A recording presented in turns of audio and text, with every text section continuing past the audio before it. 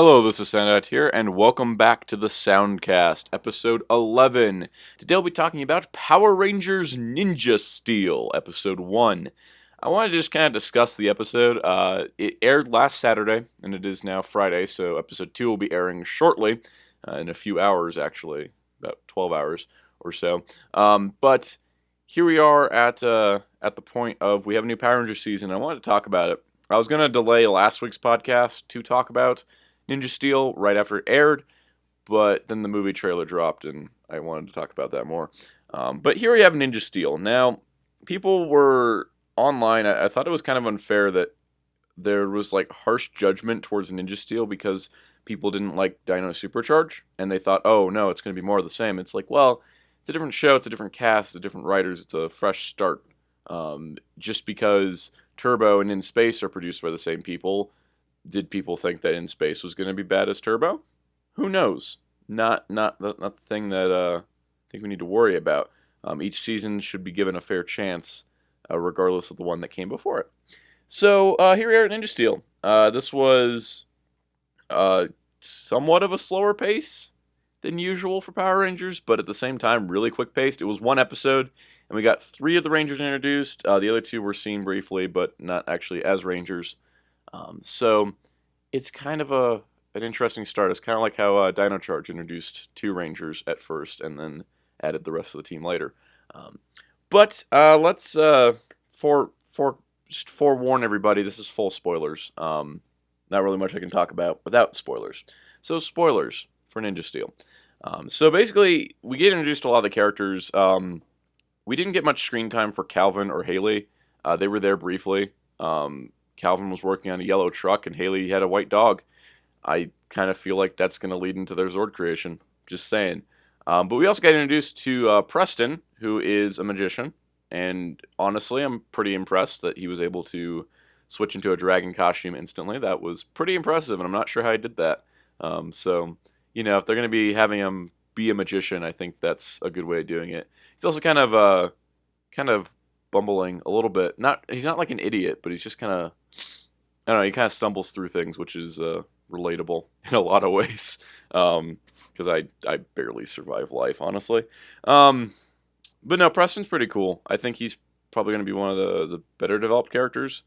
He's got a lot of potential there. So looking forward to that.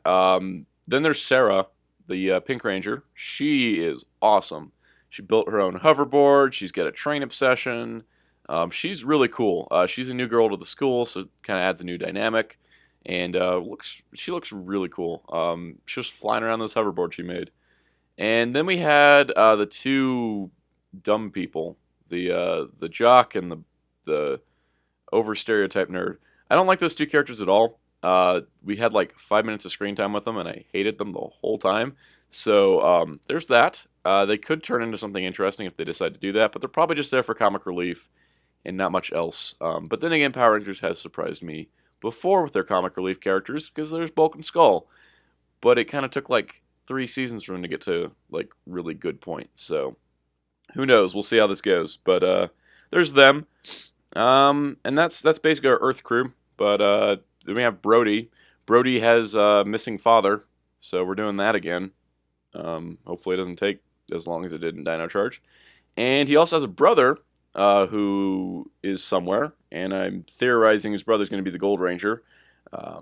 Just throwing that out there. What else about Brody? He seems interesting. He's got a lot of heroic traits to him. He spent 10 years on a alien spaceship, so that's probably going to lead to some stuff there and connections and knowledge that he has. His buddy, I can't remember, Redbot. Redbot looks like Shinobi Maru with a new head, because it is. So I think, again, leads into Zord creation.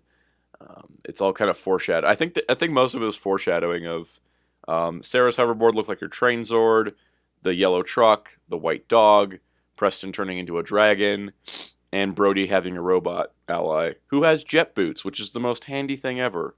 If Alpha 5 had jet boots, I think that would have made him a lot cooler too. There's also Mick, and Mick is alien shapeshifter mechanic guy, I guess. We don't really know a whole lot about him, but he is played by Kelson Henderson, who hasn't been in a Power Ranger season since Jungle Fury, and there he was just a voice. for most of it. So I was really glad to see him back. He always provided good comic relief during the Disney era. So I'm glad he's back. That's cool to see him. But that's pretty much the main hero characters. We'll see how the story develops with them. If it develops, there's always a chance they could just never get any further depth. But I have a feeling they will. They set up a lot of good things in this first episode for them. Let's move on to villains. Galvanax is really cool. I think he's got a great design. He's really menacing, but he's also a little dumb. He's also a little dumb because he just, I don't know. He's just toting around this prism full of power stars, trying to get aliens to just pull it out randomly. It's weird. We'll see how he develops. I feel like he's going to be one of those villains that may surprise us for what he does. Then there's Ripcon. Ripcon's standard one-dimensional general villain. Not really much going on there. And Madame Odious, I feel like Madame Odious is probably the most interesting of the group because she seems like she knows what's going on more than anybody else. And so she may be our surprise, like, twist villain, kind of like Rock was. But we'll see how that goes. We'll see how that goes with her. Overall, though, the other monster of note is Cosmo Royale, who is the host of the Galaxy Warriors TV show that is broadcast across the galaxy, where it seems like two monsters are pitted against each other to see who is stronger to try to get a Ninja Power Star, which is, I think, Galvanax's plan to get the Power Stars out of the prism. So I think that was a pretty good setup, and I want to see how they use that for the rest of the season. But in the first episode, we had Venjix fighting Mig, so hooray for suit reuses. People got really annoyed at this, and I was like, this has happened before. And it's also a really smart way of having suits without having to always rely on the source footage from Japan. For example, they repainted a Fear Cat suit, and bam, you got a new monster. You repainted Venjix, you got a new monster. And the thing is that people are like really upset about it. I'm like, just remember back to Lightspeed Rescue. Its first villain of the week, its first monster of the week, was a repaint of Psycho Red's monster form. And the Grumblebee episode from Power Rangers in Space, I don't even think it was Grumblebee in that episode. I think that was a different costume. But the point is that they reused a costume then, and that's an episode people really love. So suit reuses are never a problem. I think it adds a lot of cool things to it, and especially with a lot of the Power Rangers monsters being aliens, having others of their species makes sense. In the case of Venjix's body being there, that thing is RPM's in a separate timeline. This is this timeline's version of Venjix. Fear Cat. We don't know if Ninja Steel's in the main Power Rangers timeline. So far, nothing contradicts anything, so it could be in the main timeline. We'll have to see how the series progresses before deciding that. But very easily, Furious' little gyro drive things. I can't remember if he created those or if those were alien technology, but he's an alien, so who knows? Maybe he just was creating other guys, and that's more cyborg forms of aliens out there. Which was our villain for the week. Who knows? Maybe it's just, it's a clever callback. Speaking of suit reuses, Cosmo Royale, which is where I was getting at that, is Baron Nero from Rescue Sentai Tokyuger with a new head. Another thing that really upset people, and I'm like, all right, Power Rangers fandom, calm down. I know a lot of people like Baron Nero. Shadowline is like my favorite Sentai villain group, but if they're going to be using him, which I think he's a good fit for the whole game show aspect, he's got the top hat, and he's got like the look for it. They had to change the head, because Baron Nero from Tokyuger is a plague doctor, and his head is terrifying. It's like, it's got it's dips and pockets where like cysts have exploded. It's got the weird creepy goggles and the long like nose mask. It's got a very cool design. I love original Baron Nero's design. I think he's a little terrifying for American kids and people in general. He is a plague doctor. That's not a happy note. Especially if he's supposed to be this like over-the-top game show announcer. I think him looking like a plague doctor would be a little too scary. So he got like a really goofy new head. It's like, well, that's interesting. Hopefully he gets a figure, because that'd be pretty neat. The thing is that I think I agree with Shukun Shinobi on Twitter. If they were to make Baron Nero only, I would want the rest of the Shadow line too, and it would be really weird just having him be accurate to Tokyuger. So I don't mind the head change. it's perfectly fine. If Bandai includes 2 heads of the action figure, that'd be insane. But who knows? Maybe if Cosmo Royale turns out to be a big bad of the season, he reveals his true form and it's Baron Nero.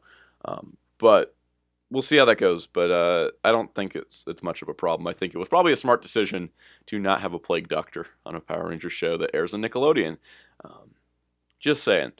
So moving along, let's talk about Power Stars. All 6 Power Stars are present from the beginning. It was actually the end Shuriken. I can't remember the Japanese translation of that, but the end Shuriken, which had all 6 power symbols on it. They used that, and it got broke apart into 6 Power Stars. So I feel like we're setting up Gold Ranger already, which is great because he's supposed to be debuting in, I think, episode 8, according to episode descriptions. And so the thing is that if that Gold Star gets displaced, then they have to wait to find the person, or if they're holding on to it and they need to find a candidate for it. Whatever it is, it's interesting we already have a Gold Ranger star in active, like the active backstory of the series, which I think is great because a lot of the time with Power Rangers, you'll have like something similar where it's like, oh, here's the 5, and then we add the 6th, and it's always kind of a weird thing. Recent example, Dobut Sentai Zyuohger had 5. It had 6 Marks of the King or such, which are the Zyuoh Changers, and 5 of them were the main team. 1 of them was missing, and then the 6th Rangers introduced, and his was created from like a different form of technology and power. So it was like, here's the thing we set up, but here's the thing for the 6th Ranger. Then the other thing came in later, but I think it's nice that we have 6th Ranger 1 out front, especially since he's going to be debuting early. Episode 8 is not far away. It's the last episode, I think, before the hiatus. So there's that. But yeah, that's the Gold Power Star. I think it's great that it's there. Pre-establishing things is good. Foreshadowing is very strong in this episode. So we'll see how that all shakes out in the future. The Morphers. The Morphers are using the Karakuri Hengen from Ninja instead of the Ninja Ichibanto. The Morphers are using in the show to morph look about the same size as the Karakuri Hengen toy. So that's pretty cool. And the Ninja Stars look like the Japanese versions, not like the American toys. That's just nature of matching suit footage. Speaking of suit footage, there was none. There was like no Sentai footage in this episode. It was pretty awesome. I dig it when they do that. I liked it when they did with Dino Charge. I liked it here. They had a fully unique fight with a repainted Fear Cat. So, hooray. That's about it, I think, for the show. There's a lot more to see in the future. It ended on a to be continued cliffhanger. Love when they do that. And I'm looking forward to this season a whole lot. Part of the thing that's got me really excited is the theme song. This is another new theme song, not another remix of Go-Go Power Rangers. I thought it was great. Because we had that for Samurai and Megaforce. It was a very long 4 years where the theme song wasn't too exciting. Especially with Megaforce being a very slight variation on the Samurai theme. And then Dino Charge mixed it up. And Ninja Steel, I think, has a lot going for it. I don't think its theme is as good as Dino Charge. I think Dino Charge is kind of like one of the best Power Ranger themes ever. And Ninja Steel isn't quite up to that level. And maybe I haven't heard it enough. But it's really catchy. I dig it. Yes, they rhyme Ninja Steel with Ninja Steel. But that's okay. It's kind of like each sentence ends with Ninja Steel as like the name of the show, name of the team. It's memorable that way. I think it does have a lot of memorable moments to it, and I keep listening to it on occasion. I dig it. I dig the Ninja Steel theme a whole lot. I love the use of Japanese guitar in it as well. Kind of harkens back to the whole ninja theme. A lot of Power Rangers theme songs don't use sound effects related to the season theme. But I'm glad that it is definitely reminiscent of that. So overall, I think Ninja Steel's out to a great start. I will not be reviewing the show week by week, as in the next 7 episodes of the Soundcast are just going to be Ninja Steel, Ninja Steel, Ninja Steel, and then movie. So I want to give some variation. So I might do a review of episodes 2 through 8 later on. It's just 1 episode. But we'll see how that goes. Yeah, Ninja Steel's going to be running until the Power Rangers movie comes out, and then we get the long hiatus between March and August before episodes come back. So that sucks. I hate doing this every year, but I almost wonder if it's a production thing where they can get 8... Like, because the thing is, they film starting in like September, let's say. September 2016, they start filming. They start airing in January 2016. They're probably working close to the deadline editing episodes and getting, like, editing a American Toku is tricky because of all the footage use. And yeah, it's all planned out ahead of time, but still taking all that, editing it together, adding new visual effects for the new footage, editing things like, if they remove a monster or a Zord and they need to color correct something, all that has to be done. That does not get done quickly. It does take some time. So I feel like part of the reason we get the hiatus is that they're able to get 8 episodes out, and it's probably close to the deadline on them. And then they have those months to finish the rest of the season, and then it can just air. And they're working on filming season 2 of Ninja Steel now. So we gotta. So then they have time to do the whole cycle again. But the thing is, I think, especially you get closer to the end of a Power Rangers season, there's more unique footage, more effects, et cetera, et cetera. So this is just speculation. It's not confirmed at all. But I think the reason for the hiatus is to catch up the production schedule so that episodes aren't close to the deadline every single week. So I think that's part of the reason. We'll wait and see.